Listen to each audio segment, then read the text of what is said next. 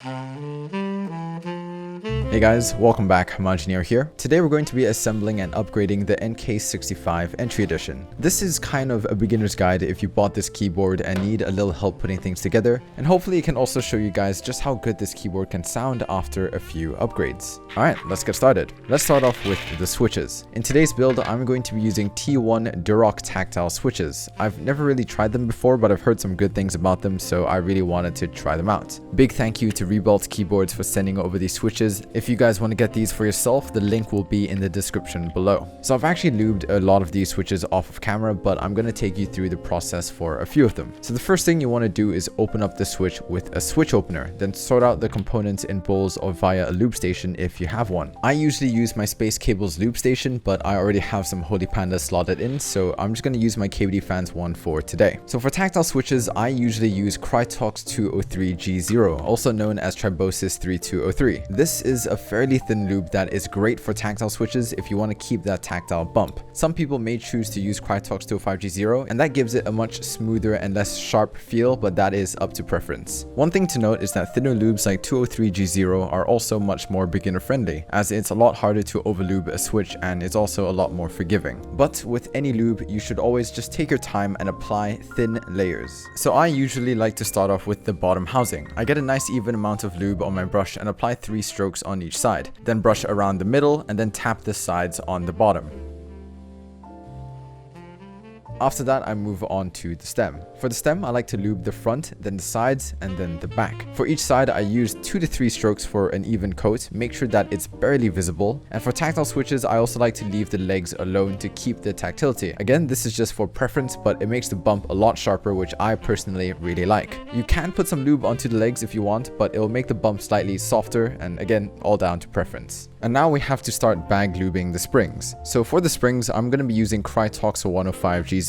I used to use 205G0, but I've actually learned that it is too thick for bag lubing and it isn't able to properly cover all of the springs. 105G0 is much thinner and is far better at coating all of the springs. If you guys don't have 105G0, you can always just use 205G0 and individually lube the springs, but that does end up taking more time. So to bag lube your springs, all you have to do is put your springs into a small bag, blow it up and shake around for a minute or more. And after that, you'll have some evenly lubed springs for your switches. And as usual, I'm also going to be adding switch films. Switch films help to make your switches sound cleaner by reducing a lot of the stem wobble you get on an unfilmed switch. For today's build, I'm going to be using ILUM-KB's switch film. It's made up of a polycarbonate and HTV dual layer with a thickness of 0.16 millimeters. I like to put mine on the top of the switch housing, secure it, and then reassemble the switch. Filming your switches can add quite a bit of time to the whole switch lubing process, but I highly recommend it just because of how good it makes your switches sound. Alright, so with the switches done, let's move on to the stabilizers. The NK65 Entry Edition has plate-mounted stabilizers, which means that it's pretty easy to remove from the plate and we don't have to remove any switches in the process. The plate-mounted stabilizers without any lube are kind of smooth, but also make a lot of excess noise. They have quite a bit of rattle and also feel and sound a bit scratchy. So the first thing we want to do is take them out by pressing down on the pin on the top of the stabilizers. After that, we can start to disassemble them.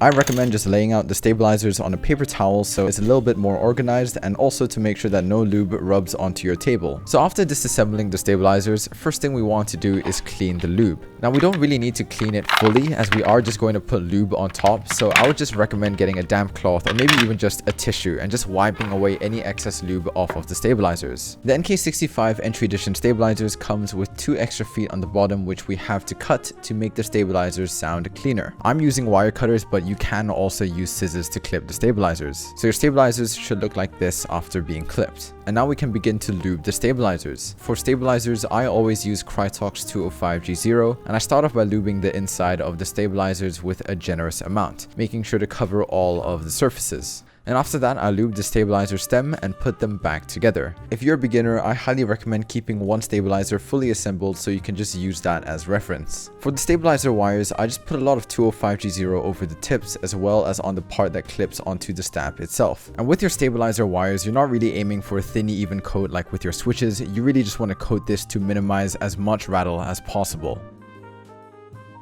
And the next thing I did, which is kind of optional, is band-aiding the plate. I'm only going to be focusing on the spacebar because the movement on the stabilizers is pretty minimal throughout the board except for the spacebar. So all you have to really do is get some tape, roughly cut it to the thickness of the stabilizer housing, and after that, stick it in and remount your stabilizers. If you did it right, your stabilizers should click back in with the tape on top of the plate. If it doesn't click in, try to readjust the tape or use a different tape or just try again altogether. If it doesn't click in with the tape on, maybe try some tape that's a little bit thinner or just try again altogether.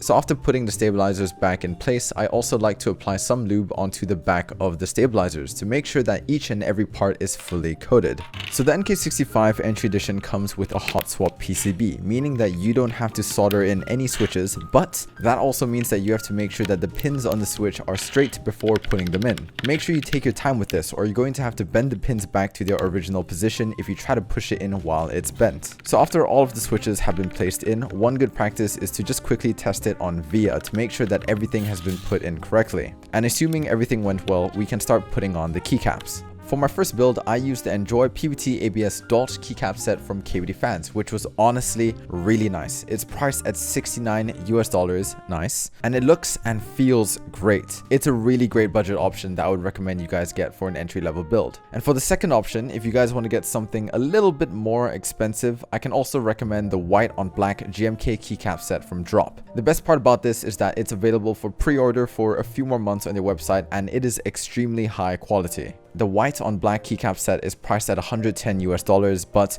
both are really good choices for a keyboard at this price point, and it really just depends on how much you want to spend on keycaps as well as, you know, your personal tastes. So after fully assembling the purple entry edition, I actually ended up swapping the casing of the purple one to the smoky one because I think the black on white keycap set from Drop looks a lot nicer on the black case. And I actually did this on a YouTube stream around a week ago, which was a lot of fun. So if you guys want to tune into the next stream, make sure to have notifications on for the next one. Wow, that's a nice looking board, actually though.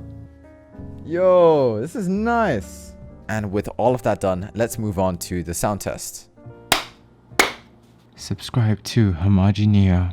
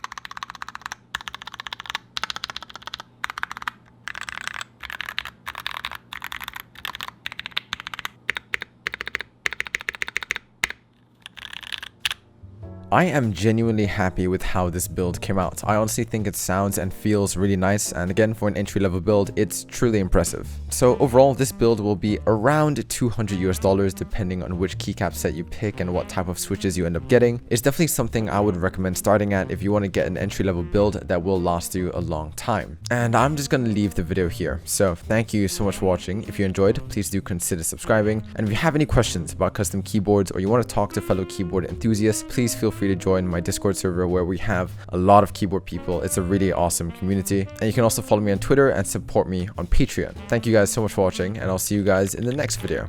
Peace.